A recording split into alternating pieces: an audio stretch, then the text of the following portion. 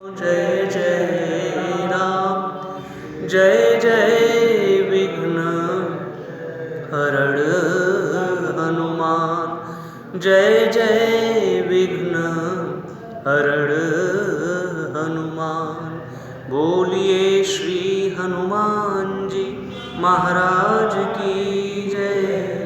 सियावर रामचंद्र भगवान की जय। वर्णानामर्थ संधानां रसानां छन्दसामपि मंगलानां च कर्तारौ वन्दे वाणी विनायकौ। जो सुमिरत सिद्धि होय गणनायक करिवर बदन करौ अनुग्रह सोय। बुद्धि राशि शुभ गुण सदन जनक सुता जग जननी जानकी अतिशय प्रिय करुणा निधान की। ताके जुग पद कमल मनावहु जासु कृपा निर्मल मति पावहु। कभी न होऊं नहीं चतुर कहावहु मति अनुरूप राम गुण गावहु। कह रघुपति के चरित अपारा कह मति मोरी निरत संसारा।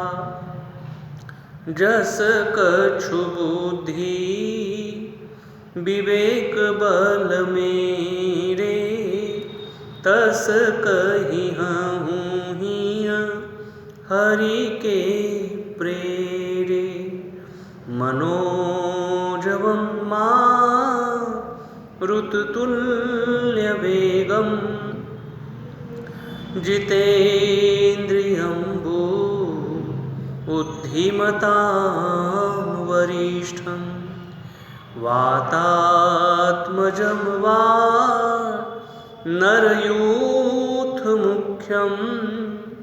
श्रीरामदूतं शरणं प्रपद्ये। श्रीरामदूतं शरणं प्रपद्ये। जड़ चेतन जग जीव जत सकल राम मैं जानी। बंदऊँ सबके पद कमल सदा जोरि जुग पानी। सियावर रामचंद्र की जय। कभी राम बन के कभी श्याम बन के चले आना प्रभु जी चले आना। हाँ कभी राम बन के कभी श्याम बन के चले आना प्रभु जी चले आना। ओम राम रूप में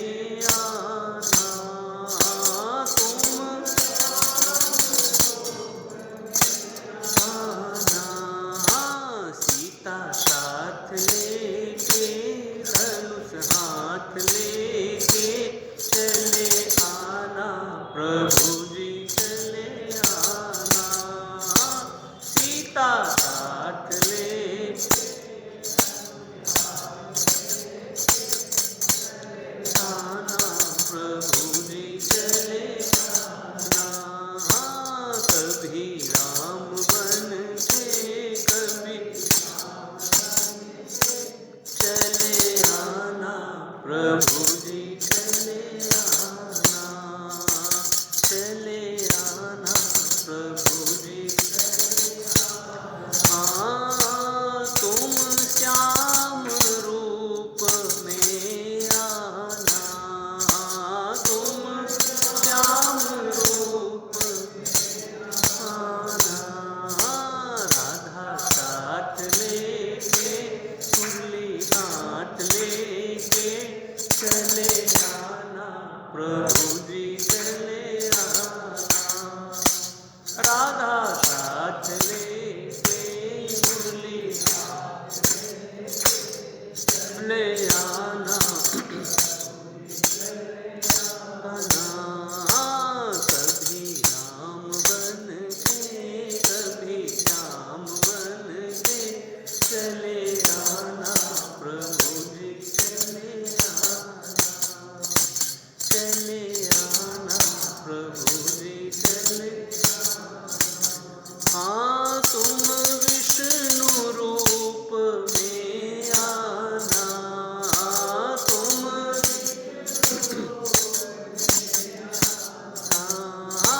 लक्ष्मी साथ लेके चक्र हाथ लेके चले आना प्रभु जी चले आना।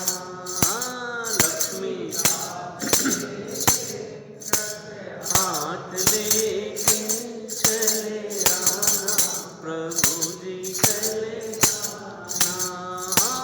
कभी राम बन के कभी श्याम बन के चले आना प्रभु जी चले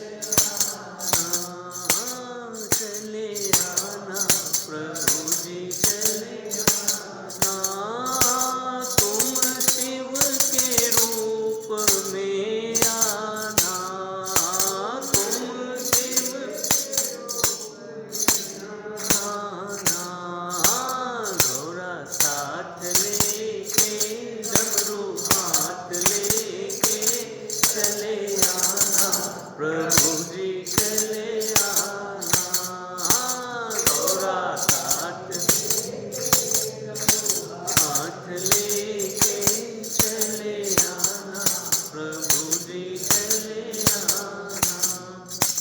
कभी राम बन के कभी श्याम बन के चले आना प्रभु जी चले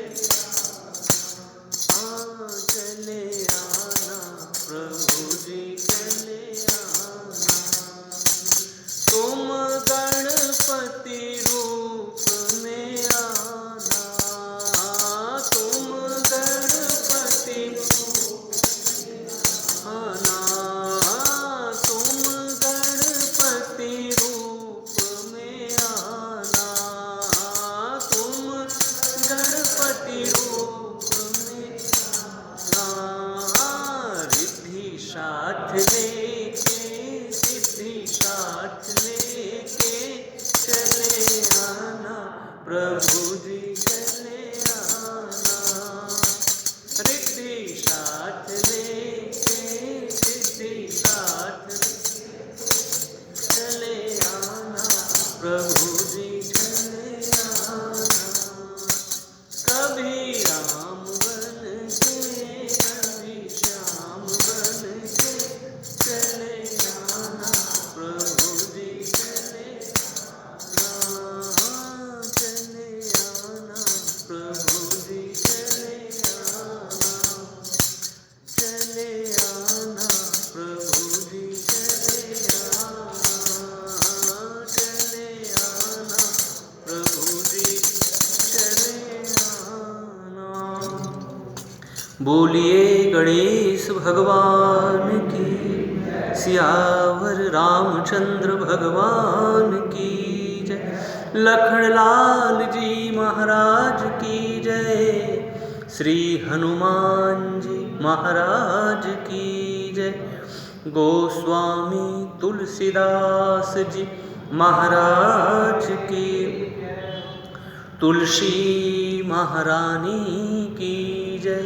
सब संतन हरि भक्तन की जय। हर हर महादेव। जय जय श्री राधे, जय जय श्री राधे, जय जय श्री राधे श्याम। परिपूर्णतम परात्पर आनंद कंद श्रीमद् अकारण करुणा वरुणालय अखिल ब्रह्मांड नायक मर्यादा पुरुषोत्तम दशरथ नंदन भगवान श्री राघवेंद्र की महती अनुकंपा से मुझे कार्तिक के इस पावन महीने में परमहंस कुटिया के इस दिव्याति दिव्य परम दिव्य पावन प्रांगण में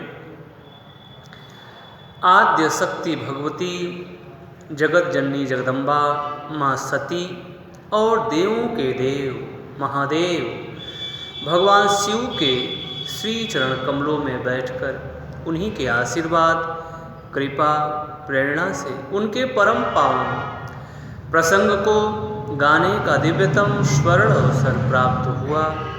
इस कथा के मूल में जिनकी कृपा है उन श्री सीताराम भगवान के श्री चरण कमलों में नमन वंदन अभिनंदन प्रणाम।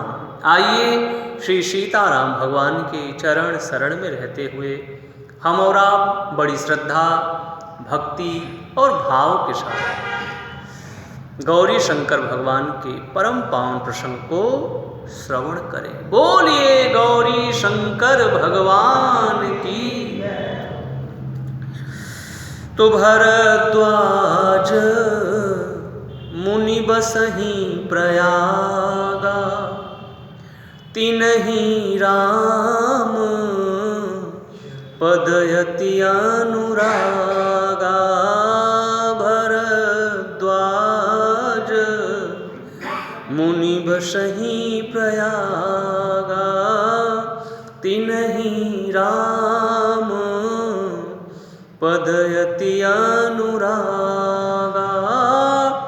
शिव सम को रघुपतिव्रत धारी, बिनु अघत जी सतीयसि नारी। हाँ बिनु अघत जी सतीयस नारी। जरत सकल सुरवृंद विषम गरल जेहि पान किय, तेहि न भजसि मन मंद को कृपाल शंकर सरिस।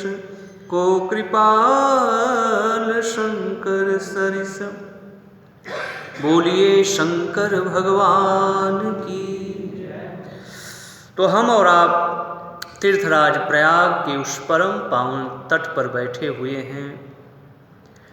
माँ गंगा दिव्याति दिव्य रूप में हिलोरे भर रही हैं। तो उस दृश्य में हम और आप चले चले कथा के माध्यम से, क्योंकि ये साधु समाज जो है हमारे गोस्वामी तुलसीदास जी महाराज कहते हैं ये चलता फिरता प्रयाग है, जो जग जंगम तीरथ राजू। तो हम और आप भी कल्पना करें कि हम और आप माँ गंगा की उस पावन रेती पर पावन बालू पर बैठे हुए हैं। याज्ञवल्क्य जी महाराज एक दिव्य ऊंचे सिंहासन पर बैठे हैं और वो दिव्य रूप से गौरी शंकर भगवान की दिव्य कथाओं की जो अविरल गंगा है उसे दिव्याति दिव्य रूप में बहाते चले जा रहे हैं अपने प्रिय भरद्वाज जी महाराज के बीच में। तो कल की कथा में हमने और आपने श्रवण किया, याज्ञवल्क्य जी भगवान परम विद्वान शिरोमणि भरद्वाज जी महाराज से कहते हैं कि भगवान त्रेता युग की बात थी।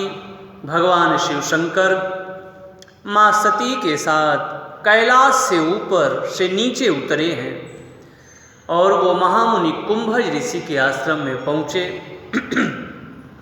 जब उनके आश्रम में पहुँचे तो महामुनि अगस्त्य ऋषि ने बड़े भाव से बड़े दिव्य ढंग से भगवान शिव और माँ भवानी सती का दिव्याति दिव्य रूप में उन्होंने स्वागत किया। स्वागत करने के बाद भगवान शिव क्या पाने आए थे, इस बात का उल्लेख गोस्वामी तुलसीदास जी महाराज अपनी चौपाइयों के माध्यम से हम भक्तों के बीच में रखते हुए कहते हैं कि राम कथा मुनि बरज बखानी, सुनी महेश परम सुख मां। हाँ, सुनी महेश परम सुख मानी। तो कल की कथा में हम और आप श्रवण कर रहे थे, भगवान शिव को राम कथा, सत्संग और राम नाम से अति प्रेम है, अति लगाव है। वो जिसे हम और आप कहें वही उनका जीवन है, वही उनका जीवन है। सत्संग और राम नाम ये जीवन है साहब, ये अभिन्न है, अभिन्न। भगवान शिव के साथ ये अभिन्न है, जिसको भिन्न नहीं किया जा सकता। कहीं पर भी रहते हैं राम नाम का सुमिरन, सत्संग भगवान शिव चाहते हैं, या हम भक्तों को अपने माध्यम से संकेत करते हैं कि हम कहीं पर भी रहें, लेकिन सत्संग हमारे और आपके जीवन से ना छूटे, ना छूटे। इसे हम और आप अपने जीवन में जरूर जरूर और जरूर से स्थान दें, और यही मानो हमारा आभूषण बन जाए, गहना बन जाए, तो फिर कहना ही क्या है। तो प्रिय भक्तों, भगवान शिव, माँ सती जब पार्वती के रूप में आई, तो माँ पार्वती ने भगवान शिव से पूछा कि प्रभु, जब सती के रूप में मेरा वियोग हुआ था तो आप करते क्या थे, तो आप क्या करते थे? कोई भी पूछ सकता है, तब आप क्या कर रहे थे? हाँ, जब मैं आपसे दूर चली गई थी तो आप करते क्या थे? तो भगवान शिव बहुत प्यारी बात कहते हैं कि देवी, उस समय मैं नीलगिरी पर्वत पर चला गया था। वहाँ क्यों गए थे भगवान? देवी, वहाँ भक्ति कांड घाट के आचार्य बैठे रहते हैं, वहीं उनका निवास है नीलगिरी पर्वत पर। वो कौन है? उनका नाम है कागभुषुंडी जी। वहाँ बहुत सारे हंस आते हैं, बूढ़े बूढ़े सब लोग आते हैं और कथा को भाव से सुनते हैं। तो देवी, मैं भी गया था। आप भी कथा सुनने गए थे? हाँ देवी, मैं भी कथा सुनने गया था। भगवान शिव कहते हैं कि देवी, मैंने अपने इस रूप का त्याग कर दिया था, मैं भी हंस बन गया था, और हंस बनकर के मैं कथा सुनने गया था। मानो भगवान शिव का इसमें अभिप्राय ये है कि कथा सुनने के लिए यदि मुझे रूप भी बदलना पड़े तो मैं रूप बदलने के लिए भी तैयार हूं, लेकिन कथा मिलती रहे। तो तब कछु काल मराल तन, धरितः कीन्ह निवास, सादर सुनि रघुपति गुण, पुनियायऊ कैलास। तब कछु काल मराल तन। हम और आप जानते हैं मानस के 4 घाट हैं। एक ज्ञान घाट जिसके आचार्य हैं सांब सदाशिव भगवान शिव शंकर। दूसरी कथा हो रही है जहाँ पर हम और आप पहुँचे हैं, तीर्थराज प्रयाग की उस पावन तट पर, पुनीत उस धारा के नज़दीक हम और आप बैठे हुए हैं, और वहाँ पर दिव्याति दिव्य रूप में,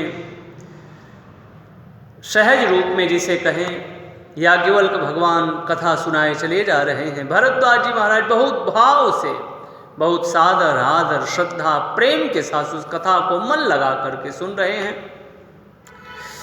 तो वो घाट है कर्मकांड घाट। उस घाट के आचार्य हैं याज्ञवल्क भगवान, और उसके बाद है भक्ति कांड घाट, उपासना कांड घाट, नीलगिरी पर्वत, जिसके आचार्य हैं कागभुषुंडी जी महाराज। और एक चौथा घाट है जिस घाट का नाम है दैन्य घाट। इस घाट के आचार्य अपने संत शिरोमणि तुलसीदास जी महाराज हैं, जिसकी पद्धति में हम और आप जी रहे हैं, सुन रहे हैं। ये पद्धति उन्हीं की है। कहते हैं कि गोस्वामी तुलसीदास जी महाराज कथा सुनाए चले जा रहे थे, किसी ने उनकी कथा को सुना, दूर से देखा, तो वो तुलसीदास जी महाराज के पास आया और उसने कहा, भगवान आप कथा सुनाए चले जा रहे हैं और आपके कथा प्रांगण में तो कोई श्रोता ही नहीं बैठे, आप किसको कथा सुना रहे हैं? तो गोस्वामी तुलसीदास जी महाराज कहते हैं, नहीं नहीं, एक श्रोता बैठे हैं। बोले वो श्रोता कहाँ हैं? बोले ये जो मेरा मन है ना, यही मेरा श्रोता है।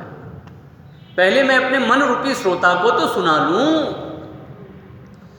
गोस्वामी तुलसीदास जी महाराज ने किसी दूसरे को संबोधित किया ही नहीं, सिर्फ उन्होंने केवल एकमात्र अपने मन को ही समझाया है। रे मन जगते नीरस है, सरस राम ते होहि, भलों सिखावन देत हैं, निस दिन तुलसी ते ही। कहीं पर भी आप देखिए, द्वादश ग्रंथों में देखेंगे, मन को ही संबोधित किया है। श्री रामचंद्र कृपालु भजु, हरण भव भय दारुणम। अपने मन को ही कहा है। मानस में कहते हैं, हे तुलसी रूपी सठ, तो भगवान का भजन क्यों नहीं करता? अपने को कह रहे हैं, किसी दूसरे को कहा ही नहीं। अश प्रभु दीन बंधु हरि, कारण रहित दयाल, तुलसीदास सठ ताहि भजू, छाड़ी कपट जंजाल। तुलसीदास अपने को कह रहे हैं। तो प्रिय भक्तों, ये मानस के 4 घाट हैं। भगवान श्याम सदाशिव जो ज्ञान घाट के आचार्य, काशी श्रोता के रूप में बैठी हैं आद्य शक्ति पराम्बा माँ भगवती जगत जननी माँ पार्वती, कथा के रूप में बैठी, कथा सुनने के श्रोता के रूप में बैठी। तो एक बड़ा प्यारा और बड़ा सुंदर एक जिज्ञासा मन में आती है। भगवान शिव शंकर जो ज्ञान घाट के आचार्य हैं, क्या वो कोई चीज़ नहीं जानते? वो तो सब कुछ जानते हैं, लेकिन जानते हुए भी सुन रहे हैं। ये बड़ी बात है, ये बहुत बड़ी बात है। आज स्थिति ऐसी है, जो जान ले वो कहता है मैंने तो सब कुछ जान लिया, मुझे क्या जानने की आवश्यकता है। लेकिन महादेव को देखिए, ज्ञान घाट के आचार्य, जानते सब कुछ हैं, लेकिन फिर भी ये ऐसा नहीं है कि कथा में आए, थोड़ा बैठे चल दिए, ऐसा नहीं। समय दीजिए। कथा कहती है कि मुझे समय दो, फिर देखिए। और हमेशा, यानी गोस्वामी तुलसीदास जी महाराज तो यहाँ तक कहते हैं कि हम बोले कि हम कब तक सत्संग सुने?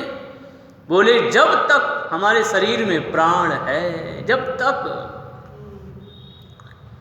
नाना प्रकार के जो संशय हैं, नाना प्रकार के जो कुतर्क हैं, वो हमें रोज परेशान करते हैं। कभी कोई बात, कभी कुछ बात। थोड़ा सा हम और आप असावधान होते हैं कि ये संशय, ये कुतर्क, ये हमें परेशानी में डाल देते हैं। ऐसा नहीं तो ऐसा कैसे? ईश्वर के ऊपर ही शंका उठने लगती है। हम बराबर सत्संग कर रहे हैं, लेकिन फिर भी थोड़ी सी बात, थोड़ी सी इधर उधर बात होती है, मन जो है विचलित हो जाता है। भगवान ऐसे नहीं तो वैसे कैसे? किसी ने कुछ कह दिया तो फिर मन घूमने लगता है। इसलिए बराबर सुनो, सुनते ही रहें, सुनते ही रहें, क्योंकि ये संशय बहुत प्रबल है। तब ही होई सब संशय भंगा, तब ही होई सब संशय भंगा, जब बहुकाल करिय सतसंगा, जब बहुकाल करिय सतसंगा। जब बहुकाल, 1 घंटा, 2 घंटा, 3 घंटा, 50 घंटा, 100 घंटा नहीं, बहुकाल। इसमें कोई समय नहीं दिया है। मेरी समझ मुझे यही कहती है कि जब तक जीवन रहे तब तक इस सत्संग से हम और आप जुड़े रहें। इससे कभी ना अघाएं, इससे कभी ना अघाएं। और जो अघा गया इसका मतलब उसने सत्संग का असली रस, असली स्वाद जाना ही नहीं। क्योंकि जो इसके रसिया हैं वो इससे कभी अघाएंगे ही नहीं। वो हमेशा इसमें चाहेंगे कि मैं डूबा ही रहूं, इसमें डूबा ही रहूं। सो सुख जानई मन अरुकाना, नहीं रसना पहीं जाई बखाना। कोई पूछे कि आप सत्संग में रोज जाते हैं, आपको कितना आनंद आता है, तो क्या हम बता सकते हैं क्या कि नहीं वो देखो वो सामने जो चीज़ खड़ी है वैसे ही? ऐसा हम बता नहीं सकते। वो अंदर की चीज़ है साहब, प्रिय भक्तों, वो अंदर की चीज़ है। सो सुख जानई मन अरुकाना, नहीं रसना पहीं जाई बखाना। तो भगवान शिव शंकर को इस सत्संग से और राम नाम से अति प्रीति है, अति लगाव है। तो भगवान शिव शंकर समय समय पर ऋषियों के, संतों के सानिध्य में उनके श्री चरण कमलों में बैठ करके कथा को सुनते रहते। जानते सब कुछ है, ये बड़ी बात है, फिर भी सुनते। यद्यपि प्रभु जानत सब बाता, लेकिन फिर भी प्रभु वो सारी चीज़ों को सुनते हैं। ये बड़ी, यही तो विनम्रता है, यही तो जिसे हम और आप कहें बड़े लोगों की बड़ी बातें, यही तो है। नहीं तो किस बात का बड़प्पन? जीवन में ये चीज़ें नहीं है तो फिर किस बात का बड़प्पन है? बड़प्पन तो तब है जब हम बड़े होकर के भी विनम्र रहें, सहज रहें, भगवत भक्ति से ओतप्रोत रहें, तो फिर बड़प्पन का महत्व है। और नहीं तो बड़ा हुआ तो क्या हुआ, जैसे पेड़ खजूर, पंथी को छाया नहीं फल लागे अति। क्या मतलब है साहब, प्रिय भक्तों? तो इसलिए यही बड़प्पन है कि हम इन सब चीज़ों से, ये जो बड़ाई देने वाली चीज़ें हैं, इनसे हम जुड़े रहें। ये बड़ाई देने वाली चीज़ है, ये चीज़ें ऐसी हैं कि जो हमें बड़प्पन प्रदान करती हैं, हमें बड़ाई देती हैं। बाकी चीज़ों में हम जहाँ हैं वहीं रहेंगे, लेकिन इन सब चीज़ों से जुड़ेंगे तो ये बड़प्पन बड़ा बना देंगे। किसी कवि ने बहुत प्यारी बातें कही। वो कहते हैं कि पारस में और संत में बड़ो अंतर हो जा। पारस पत्थर होता है और संत होते। पारस में और संत में बड़ो अंतर हो, इसमें इनमें बड़ा अंतर है। कहाँ पारस और कहाँ संत?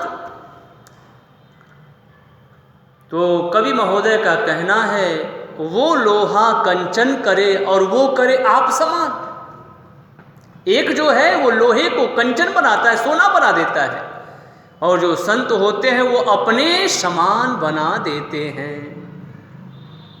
तो ये चीज़ें ऐसी हैं, जब इससे हम जुड़ेंगे तो हमें बड़प्पन मिलेगा, गौरव मिलेगा, हमारी बड़ाई की जाएगी।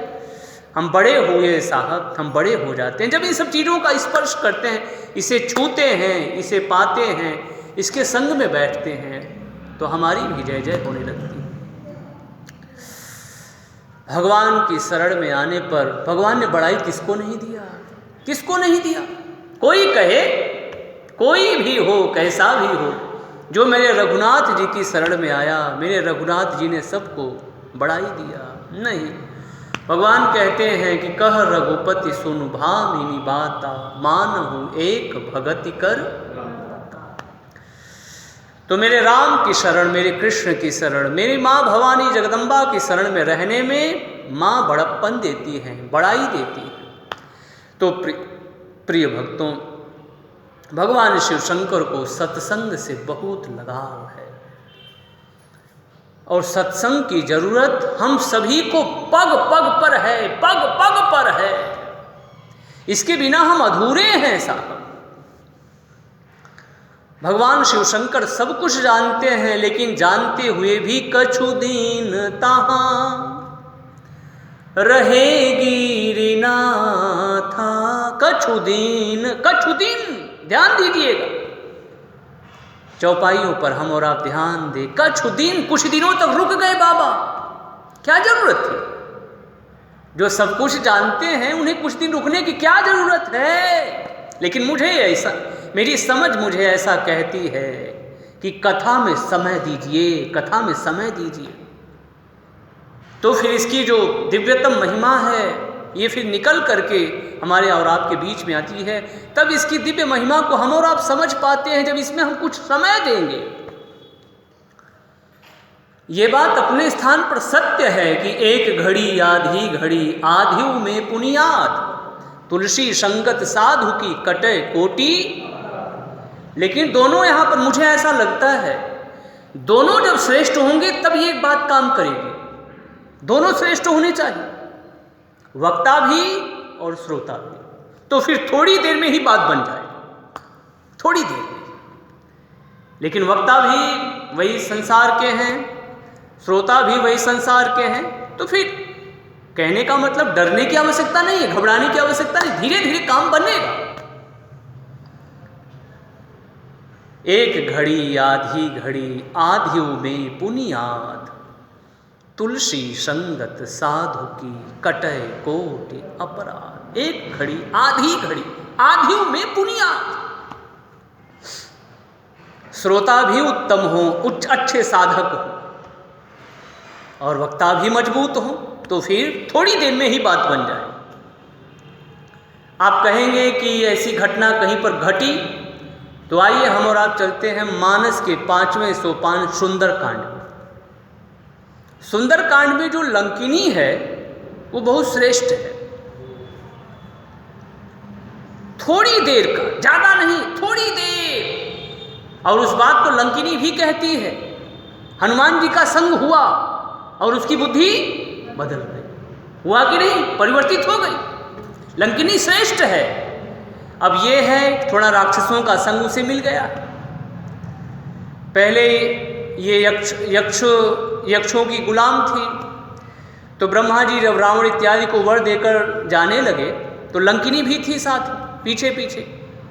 तो उसने ब्रह्मा जी से कहा, ब्रह्मा जी क्या मेरा पतन पर पतन ही होता रहेगा? कभी मैं यक्षों की गुलाम रही, अब मैं, आप कह रहे हैं कि रहो राक्षसों की गुलाम बन करके रहो, क्या ऐसे पतन पर पतन होता जाएगा? मेरा मंगल नहीं होगा, मेरा उत्थान नहीं होगा, मेरी प्रगति नहीं होगी? तो ब्रह्मा जी ने कहा, नहीं नहीं लंकिनी, अब की बार तुम्हारा मंगल हो जाएगा। यानी उसके हृदय में मंगल की कामना भरी है, कैसे मेरा उद्धार हो जाए। कब उद्धार होगा? जब राम के दूत आएंगे और उसी बीच में उनका संवाद होगा और थोड़ी एक सत्संग के माध्यम से आपके जीवन में जो एक पर्दा पड़ा हुआ है, एक ओट है, वो ओट हट जाएगा और फिर से आप एक दिव्य दिशा की तरफ प्राप्त हो जाएंगे, यानी बढ़ जाएंगे और आप एक श्रेष्ठ दिशा की तरफ पहुंच जाएंगे। तो इस प्रकार से आपका उद्धार हो जाएगा, आपका मंगल हो जाएगा। तो हनुमान जी महाराज जब पहुँचे, लंकिनी से कुछ बातें हो रही हैं। उसके बाद लंकिनी के ऊपर हनुमान जी महाराज ने बाएं हाथ की मुष्टिका से ऐसे जरा सा स्पर्श किया, थोड़ा सा ऐसे छुआ, और जैसे स्पर्श किया वो धड़ाम से गिर पड़ी। और उसके बाद वो कहती है कि तात स्वर्ग अपवर्ग सुख धैर्य तुला एक अंग, तूलनता ही सकल मिली जो सुख लो सत्संग। संसार की लंकिनी कह रही है जितने सुख हैं उनको आप तराजू के एक भाग पर रखिए। संसार की, ध्यान दीजिएगा, संसार के सुख बहुत विशाल होंगे, लेकिन उन सारे सुखों को आप तराजू के एक भाग पर रख दीजिए। दूसरे भाग पर सत्संग का थोड़ा सा पल जो हमने बिताया है उसको रख दीजिए। जब आप बराबरी करेंगे तो देखेंगे कि जो सत्संग का लव मात्र का सत्संग का जो लाभ है वो संसार के सारे सुखों से भारी रहेगा, वो पलड़ा भारी रहेगा। तो तात स्वर्ग अपवर्ग सुख। अब हम और आप यहाँ पर देखें, लंकिनी को बदलते कितना टाइम लगा समय ज़्यादा। लंकिनी श्रेष्ठ है क्योंकि आत्मोद्धार के लिए उसका चिंतन है, उसका मनन है, मैं मेरा मंगल कैसे होगा। ये बड़ी बातें हैं साहब, ये बहुत बड़ी बातें। जब हम सोए हुए हैं कि बस ठीक है, चल रहा है, एक लगन होनी चाहिए, एक तड़प होनी चाहिए, हमें आगे बढ़ना है, हमें अपना मंगल करना है, हमें एक सही दिशा की तरफ बढ़ना है। यही तो कल वाली बात भी देखिए, मिलाकर देखिए, मुझे मेरा दिमाग वहाँ टच कर रहा है। धुंधकारी के भी जीवन में एक लगन थी कि मेरा आत्मोद्धार कैसे हो, मेरा मंगल कैसे होगा, और आगे जा कर के हुआ भी उसका। इतने श्रोता बैठे थे, किसी के लिए विमान नहीं आया, लेकिन धुंधकारी के लिए विमान आ गया। क्यों आया? क्योंकि उसके मन में बहुत बड़ी एक, जिसे कहें मन में पीड़ा है, एक कसक है कि मुझे किसी प्रकार से मेरा उद्धार हो जाए, मेरा मंगल हो जाए। जब ये बातें रहती हैं तो फिर जिसे कहें ना, मानो सूखी घास पड़ी हुई है, बस उसमें एक चिंगारी की जरूरत है, वो आग, उसे जलाते फिर देर नहीं लगेगी। तो फिर कहने का भाव, यदि हमारे जीवन में चिंतन है, मनन है, आत्मोद्धार के लिए हमारे मन में एक हम दिव्य रूप में लगन है कि कैसे मेरा मंगल होगा, तो फिर मंगल में देरी नहीं लगती, फिर मंगल में, आत्मोद्धार में, हमारे कल्याण में फिर देरी नहीं होती। लंकिनी भी वही दिशा में है, मेरा मंगल कैसे होगा, क्या मैं ऐसे ही। तो बस हनुमान जी महाराज जैसे लंकिनी के पास पहुँचे, लंकिनी कहती है तात स्वर्ग अपवर्ग सुख। अब फिर यहाँ पर एक प्रश्न किया जा सकता है कि आखिर हनुमान जी ने क्या लंकिनी को कुछ कहा क्या? कि लंकिनी तुम थोड़ी देर बैठो, मैं तुम्हें थोड़ा सत्संग सुनाता हूँ। क्या ऐसी बातें हम और आप कहीं पढ़ते हैं? ऐसी बातें हम और आप नहीं पढ़ते कि लंकिनी को हनुमान जी ने बैठ करके कहा कि लंकिनी आप बैठो, मैं थोड़ी सत्य की बातें, कुछ प्रभु राम की कथा तुम्हें सुनाता हूँ। ऐसी बातें नहीं आती। फिर आखिर लंकिनी को इतनी दिव्य बातों का पता चल कैसे गया? लंकिनी की जो दिशा है और दशा भी कहें तो दोनों ही शुद्ध है, अच्छी है। थोड़ी देर के लिए वो दुष्टों के शासन में आ गई है, लेकिन फिर से जैसे ही संतों का दर्शन हुआ, स्पर्श हुआ, फिर से उसका उद्धार हो गया, उसका मंगल हो गया। उसकी बुद्धि मानो फिर से चुस्त दुरुस्त और एकदम व्यवस्थित हो गई। तो लंकिनी बहुत प्यारी बात कहती है। लंकिनी कह रही है तात स्वर्ग अपवर्ग सुख, धरी तुला एक अंग, तूल न ताहि सकल मिली, जो सुख लो सत्संग। हनुमान जी ने कौन सा सत्संग किया? हनुमान जी को जो लंकिनी ने देखा, ये एक सत्संग है। संतों को, अच्छे संतों को देखना, समझना, उनके चरित्र को पढ़ना और उनको स्पर्श करना, ये सब इस सत्संग की ही श्रेणी में आते हैं। ये सभी सत्संग की श्रेणी में आते हैं। सत्संग का दायरा सीमित नहीं है, वो असीम है, वो विस्तृत है, वो असीम है, वो अनंत है। हनुमान जी महाराज को लंकिनी देख रही है और गोस्वामी तुलसीदास जी महाराज कहते हैं कि संत दरस जिमि पातक डरई। संतों को देखने मात्र से पाप नष्ट हो जाते। लंकिनी के पाप मानो अब नष्ट होने ही वाले हैं, और जैसे हनुमान जी पहुंचे उसके पाप नष्ट हो गए, एकदम शुद्ध हो गए। लेकिन मानो फिर भी कुछ उसकी बातें बढ़ गई थी, तो थोड़ा सा हनुमान जी ने स्पर्श कर दिया, फिर से उसकी मानो चेतना लौट आई। अरे मैंने ये क्या कर दिया? राम भक्त को मैंने ये इधर उधर की व्यर्थ की बातें मैंने कही। तब उसकी फिर से वो जो चेतना लौटी, तो वो कहती है मेरे बड़े भाग्य हैं जो मैं राम भक्त को अपनी आंखों से मैं देख रही हूँ। तात मोर अति पुण्य बहुता, तात मोर। ठीक हो गई लंकिनी, थोड़ा सा जैसे हनुमान जी ने स्पर्श किया और कहने लगी, अब प्यारी बातें कह रही है।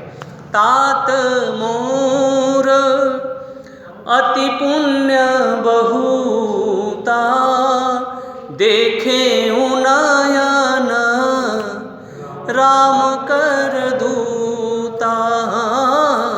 देखे उनायाना राम कर दूता। तो तात स्वर्ग अपवर्ग सुख धरिय तुलाय कयम तूलनता ही सकल मिली जो सुख लो सत्संग। तो भगवान आज आपको पाकर, आज आपका स्पर्श करके मैं अपने सुख को बयां नहीं कर सकती। आज मुझे वो असीम आनंद मिल रहा है, वो असीम सुख मिल रहा है, हे रामदूत, मैं उसका वर्णन नहीं कर सकती, मैं उसका वर्णन नहीं कर सकती। मैं उस सागर में डूब रही हूँ, उस आनंद के सागर में, मैं उस सागर में डूब रही हूँ। और वो कह पड़ती है कि जितना सुख सत्संग, थोड़ी देर का भी सत्संग इतना प्रभावशाली है, सचमुच में आज आपका थोड़ी देर के लिए जो दरस परस हुआ, मुझे वो असीम आनंद की अनुभूति हो रही है जिसका वर्णन मैं जिह्वा से नहीं कर सकती। तो फिर मैं कहूँ प्रिय भक्तों, अच्छे श्रोता और अच्छे वक्ता हों तो फिर बात बनते देरी नहीं लगती। लंकिनी अच्छी है, हनुमान जी का तो कहना ही क्या है। संत विशुद्ध मिलहि परिते ही चितवहि राम कृपा करिजे। चितवहि राम जी जिसको चाहते हैं ना, इससे मेरे हनुमान की मुलाकात होनी चाहिए, क्योंकि ये मिलने लायक हैं, ये अच्छे हैं, ये दिव्य हैं, ये सुंदर हैं। ये जरूर हनुमान जी महाराज से संबंध स्थापित करने के हकदार हैं। तो उनसे हनुमान जी महाराज को भिजवा देते हैं, उनसे उनकी मुलाकात करवा देते हैं। तो आज लंकिनी भी प्रभु श्री राम की नज़र में है। लंकिनी भी अपने आत्मोद्धार के लिए बेचैन थी। हनुमान जी पहुँचे, दरस परस का समागम हुआ, लंकिनी का आज उद्धार हो गया। लेकिन जाते जाते बहुत प्यारी बातें वो बोल करके गई कि संसार के जितने सुख हैं उनको एक पार्ट पर, दूसरे पार्ट पर क्षण मात्र का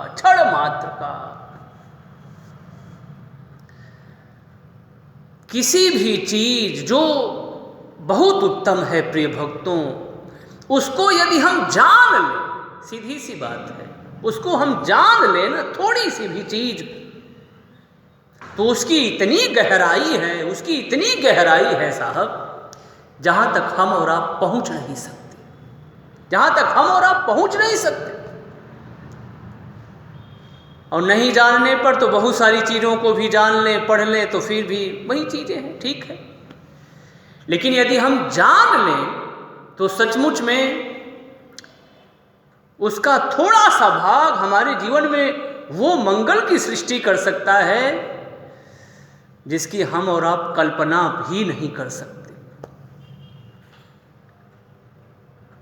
अब सत्संग की इतनी महिमा की क्षण मात्र का लव, जाके बल लव लेस, लव का जो क्षण होता है बहुत थोड़ा होता है, बहुत कम समय लव कहते हैं। तो मुझे ऐसा लगता है किसी भी जो उत्तम चीज है, जो अच्छी बात है, अच्छी चीज है, राम नाम है, सत्संग है। राम नाम की कितनी गहराई है। राम नाम, पूरा राम नाम छोड़िए, सिर्फ रा की बात आप करिए, सिर्फ रा। लेकिन बात वही है कि जब इसको हम समझ लें तो सिर्फ रा को की जो महिमा है, इसको हम और आप पूरा नहीं पा सकते, इसका वर्णन नहीं कर सकते, सिर्फ रा। और बातें तो छोड़िए। तो ये जो सत्संग है ये थोड़ी देर का भी इतना फलदायी है, लेकिन श्रद्धा, भक्ति और भाव के साथ प्रभु चरणों में रहते हुए हम निर्मल होकर के आए, निर्मल होकर के बैठें, तो फिर इसका एक दिव्य प्रभाव हमारे और आपके जीवन में पड़ता हुआ दिखाई पड़ेगा। उसकी जो दिव्य अनुभूति है, दिव्य अनुभूति, फिर वो हमें और आपको वो उस सब चीज़ों का पता चलेगा। बड़ी प्यारी कथा आती है। इसी लव की ही कथा चल रही है, ध्यान दीजिए। इसी लव को हम समझ लें, क्या है ये लव, ये थोड़ा सा सत्संग क्या है। जो इसकी महिमा को जान जाए तो थोड़ा ही, वो इतना विशाल है साहब कि उसकी गहराई हम और आप नाप नहीं सकते। वशिष्ठ भगवान और महामुनि विश्वामित्र जी में हमेशा कुछ न कुछ तनातनी रहती है। दोनों महर्षि हैं, दोनों भगवत भक्त हैं, एक राजर्षि हैं तो एक ब्रह्मर्षि हैं। एक बार की बात है, महामुनि विश्वामित्र जी महाराज की कुटिया पर वशिष्ठ भगवान पहुँचे। और जब वशिष्ठ भगवान पहुँचे तो अपनी कुटिया में ब्रह्मर्षि शिरोमणि वशिष्ठ जी महाराज को आया हुआ देख करके उनकी रोमावलियाँ खिल उठी। आइए आइए भगवान, अहोभाग्य हमारे, जो हमारे कुटिया में हमारे प्रिय, हमारे परम हितैषी, हमारे संत पधारे, हमारे हृदय पटल पर जो बैठे हैं वो हमारे आंगन में आए। आइए आइए भगवान, अहोभाग्य, धन्य वाके भाग, जाके साधु आए पाहुने। मेरे अहोभाग्य है भगवान, आइए आइए। और जहाँ विश्वामित्र जी, जहाँ वशिष्ठ जी महाराज जैसे ऐसे दिव्य संत शिरोमणि पहुँच जाए तो उस व्यक्ति के मंगल का ठिकाना ही क्या है। तो आज वशिष्ठ भगवान महामुनि विश्वामित्र जी की कुटिया पर पहुँचे। उन्होंने बहुत दिव्यादि दिव्य रूप में उनका स्वागत किया, सत्कार किया। स्वागत सत्कार करने के बाद जब महामुनि वशिष्ठ जी महाराज जाने लगे तो उनको प्रसन्न करने के लिए महामुनि विश्वामित्र जी ने अपने 1 सहस्त्र वर्ष की तपस्या का फल महामुनि वशिष्ठ जी महाराज को दिया। कितनी तपस्या का फल? 1 सहस्त्र। 1 सहस्त्र यानी 1000 वर्ष तक जो महामुनि विश्वामित्र जी महाराज को तपस्या का फल मिलने वाला था, वो पूरा का पूरा फल उन्होंने दे दिया महामुनि वशिष्ठ जी महाराज को। दोनों आपस में राम राम कहते हुए विदा हुए। समय बीतता गया, समय बीतता गया। अब बारी थी महामुनि विश्वामित्र जी की। एक बार की बात है, महामुनि विश्वामित्र जी महाराज महामुनि वशिष्ठ जी की कुटिया पधारे। वो भी खिल उठे। आइए आइए भगवान, मेरे अहोभाग्य जो आप पधारे, आइए, स्वागत है, स्वागत है, मेरी कुटिया में आपका स्वागत है। और उसके बाद उन्होंने भी दिव्याति दिव्य रूप में अतिथि का सत्कार किया। हमारी तो भारतीय संस्कृति बहुत प्राचीन है, अतिथि देवो भव, हम उसे देव मानते हैं साहब, हमारे यहाँ देवता आए हैं। तो उन्होंने भी बहुत भाव से दिव्य रूप से उनका आतिथ्य सत्कार संपन्न किया। जब महामुनि विश्वामित्र जी महाराज चलने को हुए तो उन्होंने कहा, भगवान मैं अपनी आधी घड़ी के सत्संग का फल आपको दे रहा हूं। ध्यान दीजिएगा, आधी घड़ी के, आधी घड़ी, समय बहुत कम होता है। आधी घड़ी का जो फल मुझे मिलने वाला था वो फल मैं आपको दे रहा हूं। अब महामुनि विश्वामित्र जी महाराज ले तो लिए, लेकिन मन में एक प्रकार की खिन्नता का भाव आ गया। देखो, ये जब मेरे यहाँ आए थे तो मैंने 1 सहस्त्र वर्ष की तपस्या का फल दिया था, 1000, और इन्होंने आधी घड़ी के सत्संग का थोड़ा सा फल दिया। और कहाँ इनका देना और कहाँ मेरा देना, क्या ये दोनों बराबर है? नहीं नहीं नहीं, ऐसे नहीं हो सकते। ये बातें वो कह नहीं रहे हैं, लेकिन मन में ये कुतर्क रूपी लहरें उठ करके उनको परेशान कर रही हैं। उनका मन खिन्न हो गया, चित्त जो है डामाडोल हो गया है। वशिष्ठ भगवान को समझते देर न लगी। वशिष्ठ भगवान ने जब देखा महामुनि विश्वामित्र जी की मन स्थिति को, तो उन्होंने कहा, भगवान मुझे ऐसा आभास हो रहा है कि आपको अपनी 1 सहस्त्र वर्ष की तपस्या के बराबर मेरी आधी घड़ी के सत्संग का फल नहीं जान पड़ता, तो क्यों ना हम किसी श्रेष्ठ महर्षि से आपस में समाधान कर लें कि किसकी तपस्या का फल ज़्यादा है, आपका कि मेरा। अब महामुनि विश्वामित्र जी महाराज तो यही चाहते थे, हाँ हाँ भगवान ये ठीक रहेगा, ये अच्छा रहेगा। महामुनि विश्वामित्र जी को मानो ये है भगवान, तब तो दूध का दूध और पानी का पानी हो ही जाएगा। कहाँ मेरी 1 सहस्त्र वर्ष की तपस्या और कहाँ ये, ठीक है बाबा हम तो तैयार हैं, तो चलिए। अब वो दोनों चल पड़े। अब जब दोनों चल पड़े तो पृथ्वी लोक पर ऐसा तो कोई ऋषि, ज्ञानी, परम ऋषि, परमहंस तो कोई है नहीं जो परम ब्रह्मर्षि राजर्षि इन दोनों की शंका समस्या का समाधान कर सके। तो इन्होंने कहा चलो हम लोग चलते हैं ऊपर। जब ऊपर की तरफ जाने लगे तो ब्रह्मा जी महाराज ने विचार किया कि ये दोनों सबसे पहले मेरे पास आ रहे हैं। तो ब्रह्मा जी महाराज ने कहा कि भगवान, ब्रह्मा जी महाराज ने पहले ही सोच लिया कि ये दोनों मेरे पास आ रहे हैं और इनकी समस्या के समाधान में यदि मैंने थोड़ी सी भी कहीं भी गलती हो गई तो बिना मतलब का श्राप झेलना पड़ेगा, इसलिए पहले से ही इनसे जय सिया राम कर लो। जैसे ही पहुँचे और जब पहुँचे तो उन्होंने अपनी बात को रखा, भगवान हम दोनों ये समस्या लेकर के आए हैं, आप हमारी समस्या का समाधान करें। ब्रह्मा जी ने कहा आप दोनों ऋषियों को मेरा साक्षात दंडवत प्रणाम। भगवान मेरी आप लोगों से एक विनती है। हाँ हाँ बोलिए। विनती भगवान हमारी ये है कि मैं सृष्टि की रचना में ही इतना व्यस्त हूँ कि मेरी बुद्धि ठीक से काम नहीं कर रही है। आप लोग चले जाइए विष्णु लोग, भगवान विष्णु आप दोनों की सहायता जरूर करेंगे। बोले ठीक है, आपको भी प्रणाम, जय सिया राम। और फिर उसके बाद दोनों ऋषि श्रेष्ठ पहुँचे विष्णु लोक में।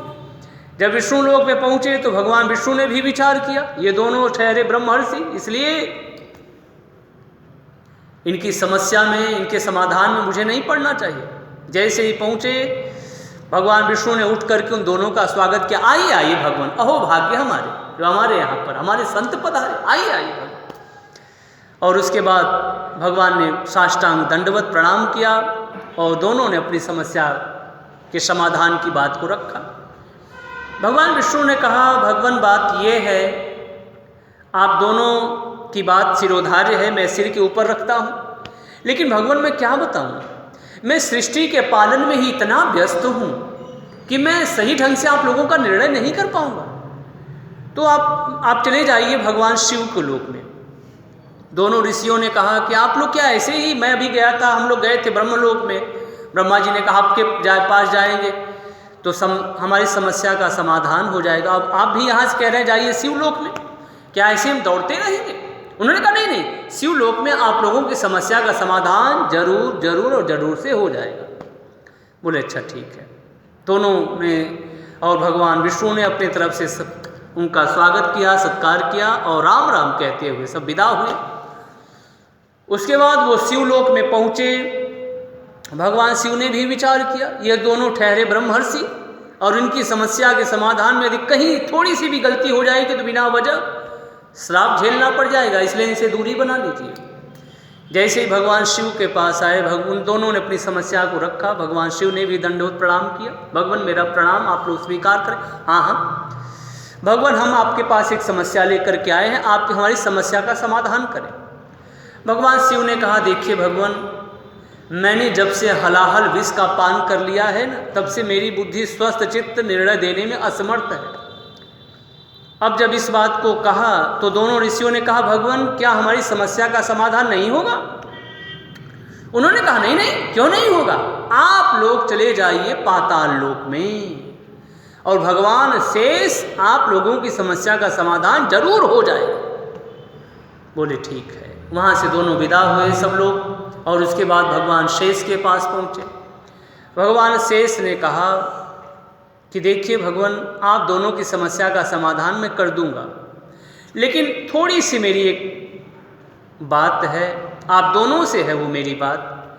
इतना भारी बोझ लेकर के मैंने अपने सिर पर, ये पूरी पृथ्वी मंडल को मैंने अपने सिर पर उठा रखा है। अब किसी के सिर पर इतना बड़ा बोझ हो और कोई उससे कुछ पूछे कि भगवान मुझे कुछ बताइए, हमारी शंका का, हमारी समस्या का समाधान करिए, तो वो व्यक्ति कहेगा कि पहले मेरा बोझ हल्का करिए, फिर मैं स्वस्थ होकर के निर्णय दूंगा, समस्या का समाधान करूंगा।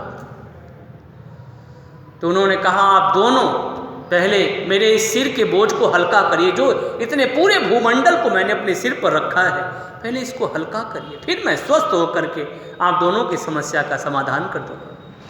अब सबसे पहले बारी आई महामुनि विश्वामित्र जी की। महामुनि विश्वामित्र जी महाराज ने अपने हाथ में जल लिया और संकल्प का मंत्र पढ़ा और उन्होंने कहा, हे माँ पृथ्वी, थोड़ी देर के लिए आप शेषनाग भगवान के सिर से ऊपर उठ जाइए। और ऐसा कहकर के माँ के ऊपर जल छोड़ दिया, लेकिन माँ जस की तस रही, टस से मस भी नहीं हुई। अब उसके बाद दूसरी बारी थी ब्रह्मर्षि महामुनि वशिष्ठ जी महाराज की। वशिष्ठ जी महाराज ने भी संकल्प लिया और उन्होंने माँ को प्रणाम किया। माँ से कहा, माँ पृथ्वी, मैं आपको अपनी आधी घड़ी के सत्संग का फल दे रहा हूँ, थोड़ी देर के लिए आप शेषनाग भगवान के सिर से ऊपर उठ जाइए।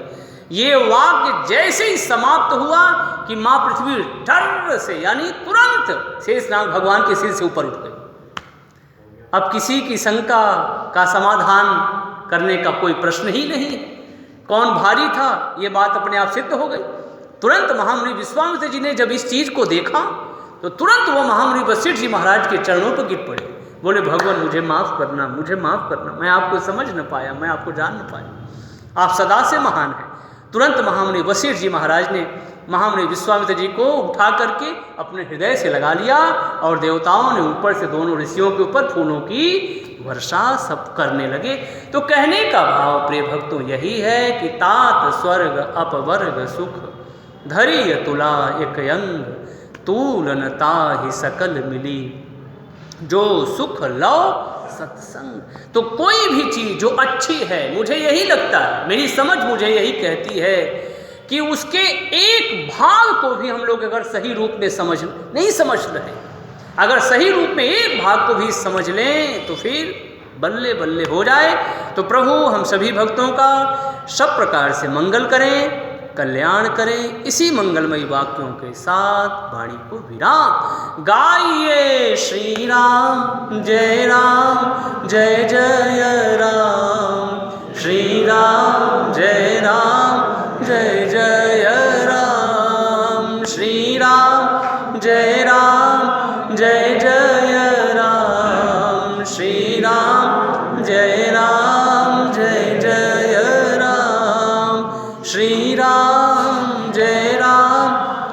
जय राम, श्री राम जय राम। जय जय विघ्न हरण हनुमान, जय जय विघ्न हरण हनुमान, जय जय विघ्न हरण हनुमान, जय जय विघ्न हरण हनुमान, जय जय विघ्न हरण हनुमान, जय जय विघ्न हरण हनुमान। बोलिए श्री हनुमान जी महाराज। सियावर रामचंद्र भगवान की जय, श्री कृष्ण कन्हैया लाल की जय, सभी देवी देवताओं की जय। हर हर महादेव। जय जय श्री राधे, जय जय श्री राधे, जय